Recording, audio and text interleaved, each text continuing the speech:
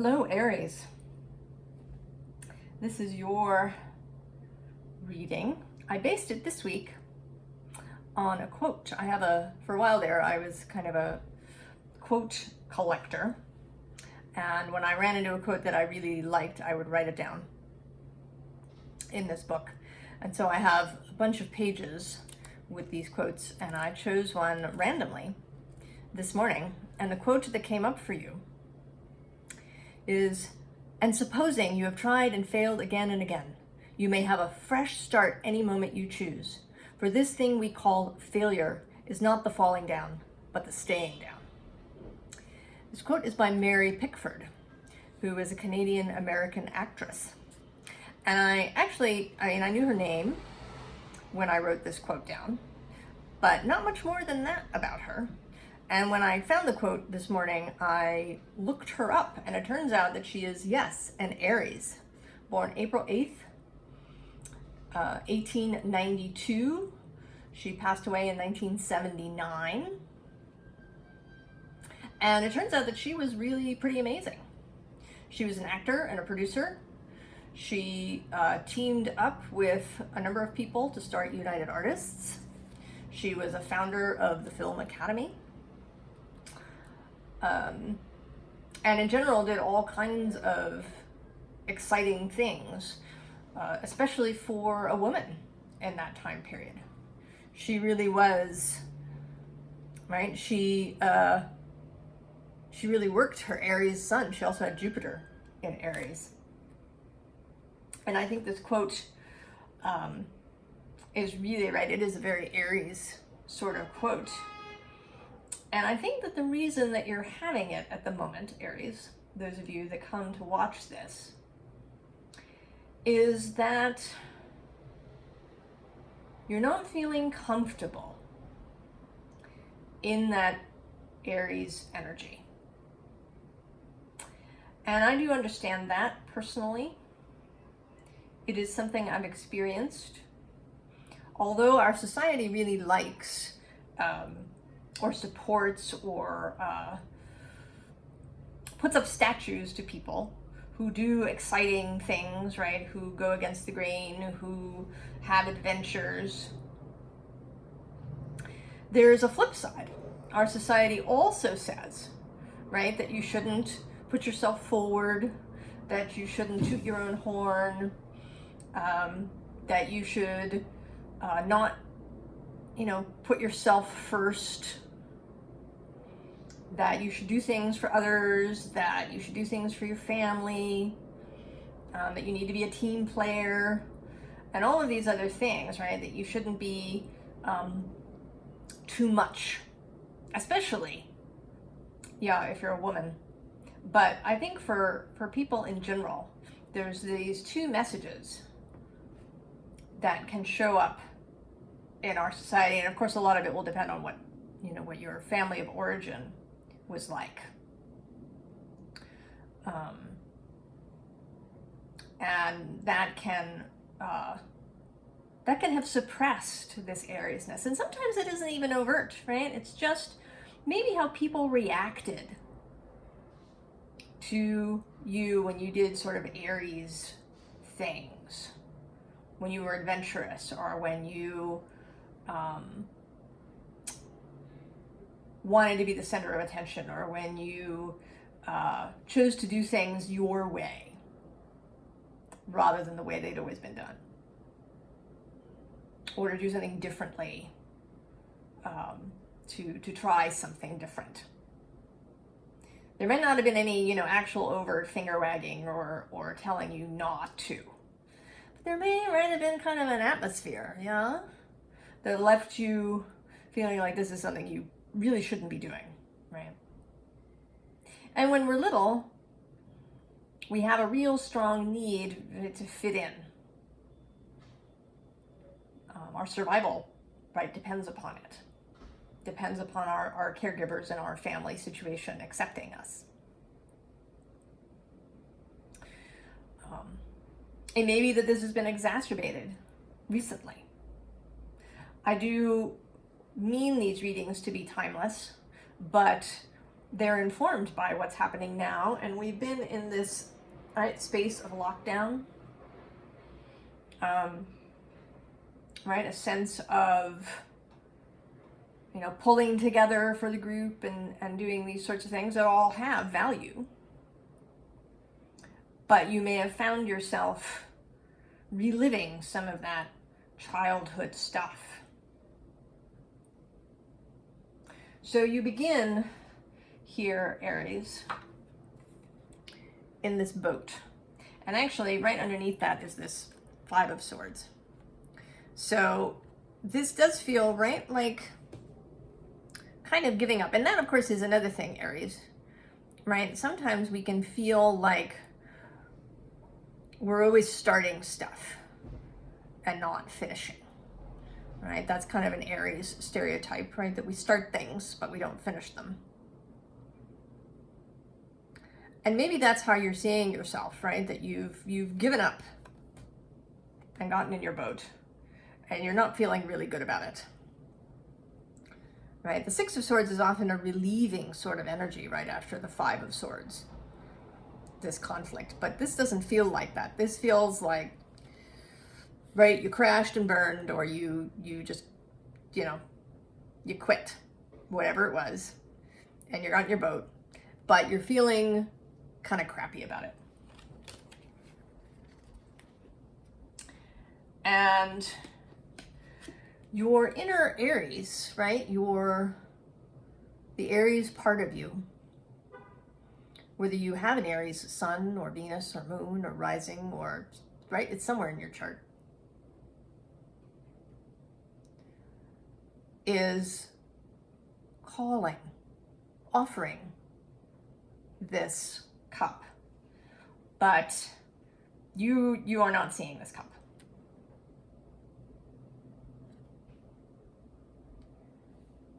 Right? I mean, here you're kind of, it's a little hard to tell in the picture, but you seem like you are looking down, or your eyes might even be closed as you push away from the bank. And what you're focused on is this heartache.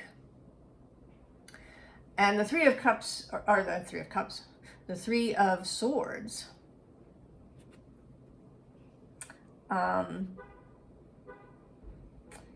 is about, right, how our thoughts create this heartbreak, right? It's our thoughts, our sword thoughts, that are stabbing into this heart. And that is the thing sort of about suffering. When we experience a loss, perhaps someone we know has passed away,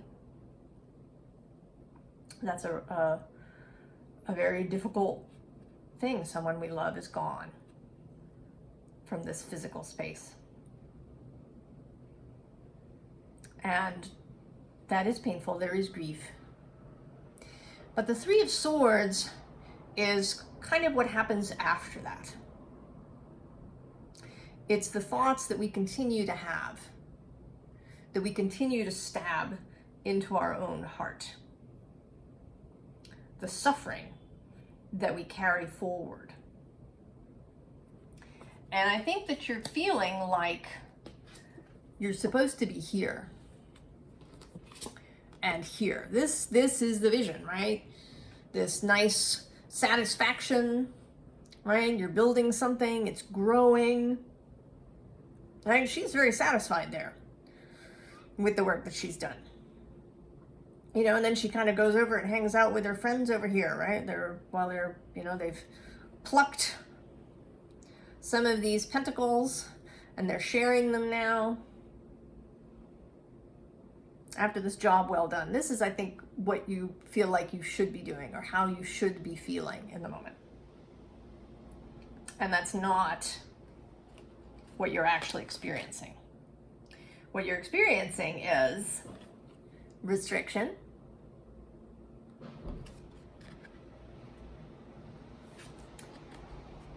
death, perhaps of a dream. And although the Death card is about transformation, right? About rebirth and compost, creating new growth, the first aspect is death. Something has to die. And I think you're really feeling that death aspect. I mean, here you are, fire fairy Aries, but you're not looking, right? You're not looking fierce here. You're not looking ecstatic. You've got this arms crossed protective stance. There's, a little bit of, right, you're a little unsure. There's some worry going on there in your eyes. And you want to let go, right? That is part of Aries, one of Aries' gifts, is the ability to let go, to do the new thing, to end. Right? Aries is generally not a sign that holds a grudge, right? There may be a flash of temper or anger, but then it's done, right? Aries doesn't hang on to stuff. But you, at the moment, are having some hanging on. And I think that this wasp, this anger, retaliation energy is directed inward.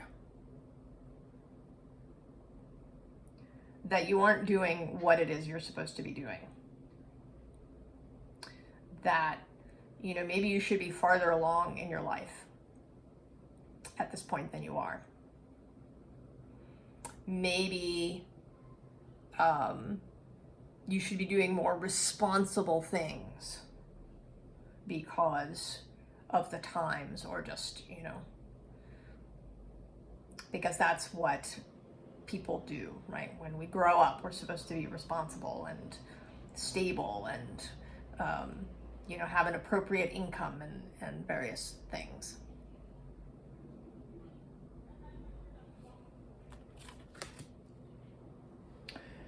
So, as we come into these bottom two rows, these are kind of the energy that's calling to you, Aries. The first is this underlying 9 of materials, 9 of pentacles. I love this card. I think it may be my favorite 9 of pentacles. In part, right, it's beautiful, and there's roses, and roses are beautiful, and she's ecstatic. But also because there's this sense of motion, right? A lot of times the 9 of Pentacles is still, right? You've arrived. You have your 9 pentacles. But this card is about flow, right? It's not about having X amount of stuff, X amount of resources of various kinds. This is about being open to the universal flow, right? These flowers, they're sort of passing through her, but flowers are also ephemeral. They're not gold discs. Flowers pass away, but then they bloom again. So this is about allowing flow in your life, for things to come in and things to go out. And this is followed underneath by this 10 of materials, which, is about sharing this growth, right? And this is a more sturdy thing, right? But it is still flowers, right? It is still something that will pass away and then regrow the following spring. So that you can take your place in this circle without having to have particular things, or be a particular person, or live your life in a particular way. Right? You might not be able to join just any community, but if you access this kind of flowing energy, then other people that are fine with that. And they may not all be flowy people. There may be some people who really like to build something solid, but they know that this is their thing and not your thing. The ideal community has all different kinds of people with different skills and different gifts. And actually, going down one more, we have this Aquarian star card. And Aquarius, holding both Saturn and Uranus's energy, is in large part about being able to be an individual within a community. So knowing that each individual's gifts are important, and that you don't have to subsume your own gifts, you don't have to bury who you are in order to be part of the group.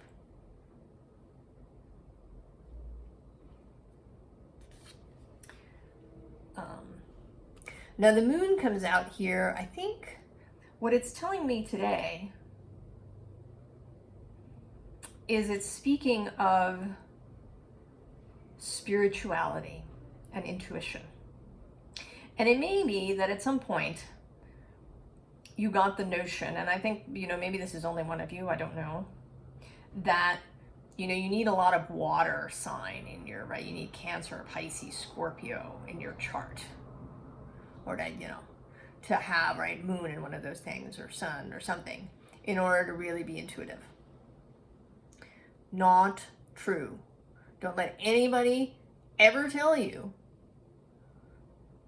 that intuition is solely the province of certain signs or planets. Every sign has its intuitive method. And in fact, for Carl Jung, it was the fire signs that were, particularly Aries, that were the intuitive signs, right? It's the ability to act in an instant without a lot of thinking about it, right? To move without, making a list, right? And that's Aries' intuitive gift. To not have to spend a lot of time ruminating on something, to know that it's right, to just move. And that is confirmed for me here with this Ace of Voices. Incoming. You may be really claircognizant, Aries. You may just know stuff. Stuff may just arrive. And that is difficult because you may have a hard time differentiating it from your own thoughts. How do you know your human self didn't just come up with this? How do all right, that you aren't making it up? Now, to that, I would say, what does it mean to make something up, right? Even if you make something up, right, that inspiration to make that thing up came from somewhere. So there's that. And two, with practice, you will begin to differentiate that intuitive knowing, when you just know, from, something that you've ruminated yourself into, perhaps. Or, something that somebody said. You'll know.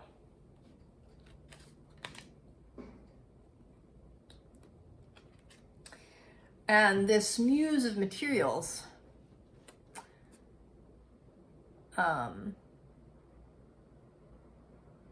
right, feels like an adventure today, right? This person is crossing this bridge into this amazing land. Now, she can't see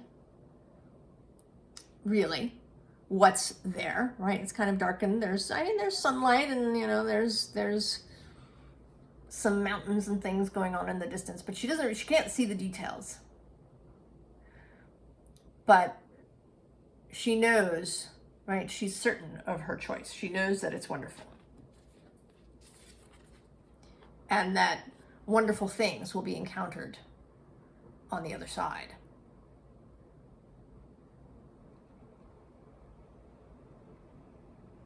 There may be, right, it may involve some work, right? Some effort. It might involve some time here. The Knight of Materials, the Knight of Pentacles is not a speeder. But it's not, it's not that Aries is always impatient, right? We're impatient with those things that don't interest us.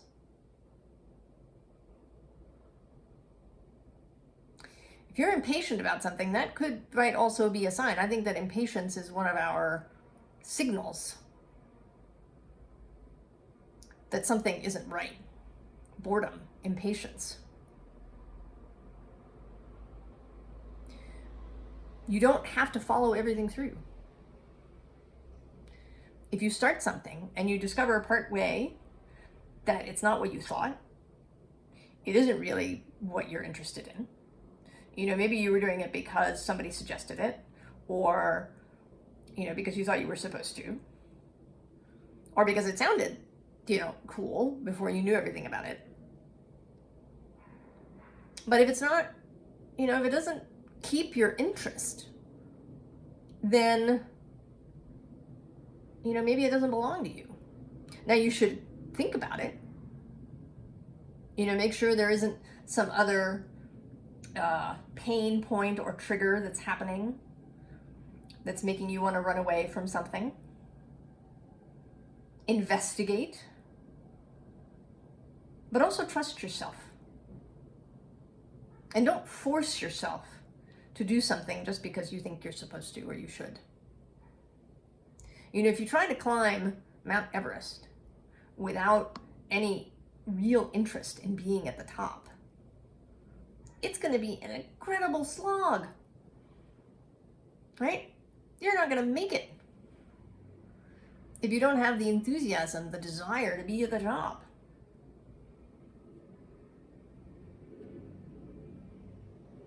As Mary Pickford said, there's always a fresh start.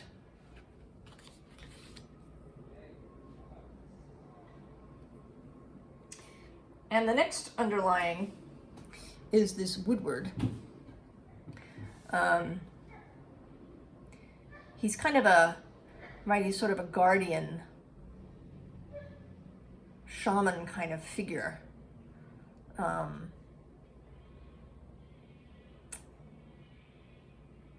In the forest.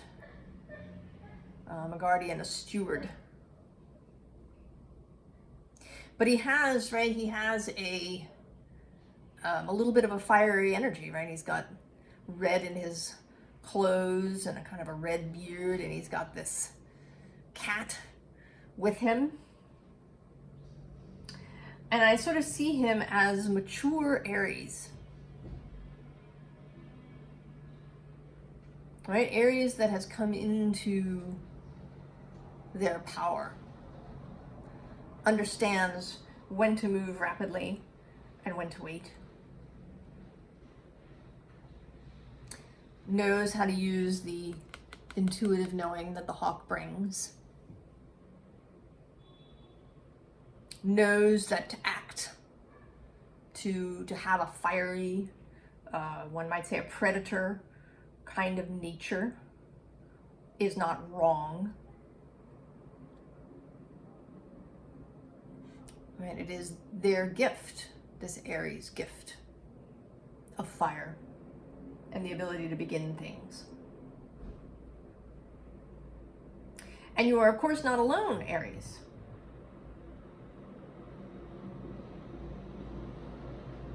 Right? You are not alone. You can begin something And maybe somebody else finishes it.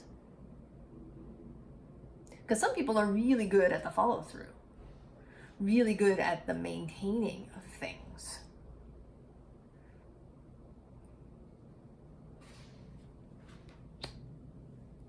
So you can begin a new thing. This Ace of Stones foundation. You can create the new thing.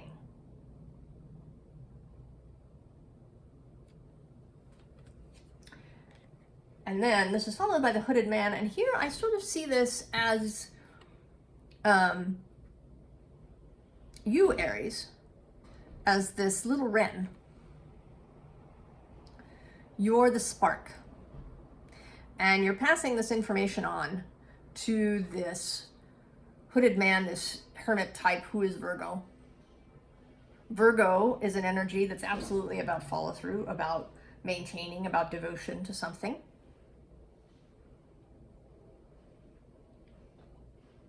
So you can, right? That's another option for you. At some point, that you pass the spark on, right? You pass it on to somebody else and then they carry it. You do not have to be all things. And then you can be, right here you are again, the wanderer, the fool, that Aries energy following the rainbow.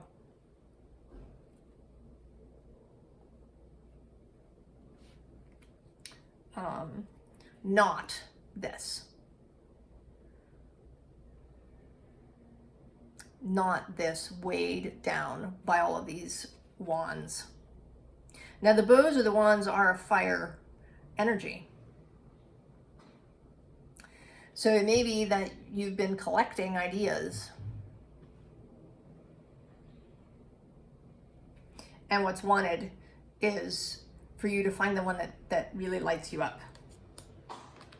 And to take that energy, Aries. Don't try to be the Capricorn or the Virgo or the Taurus energy all the time. You have those energies in your chart, they're there. You're not just the lit match. But if that spark is your most delighted, most joyful self, then follow that.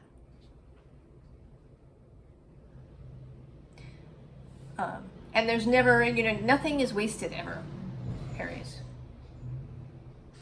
Every experience has given you something.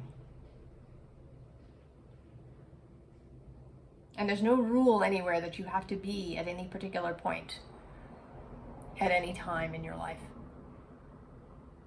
Those are made up rules, not the rules of the universe. You can make your life yours, Aries. You can come into this kind of Nine of Pentacles, filled with flow and beauty.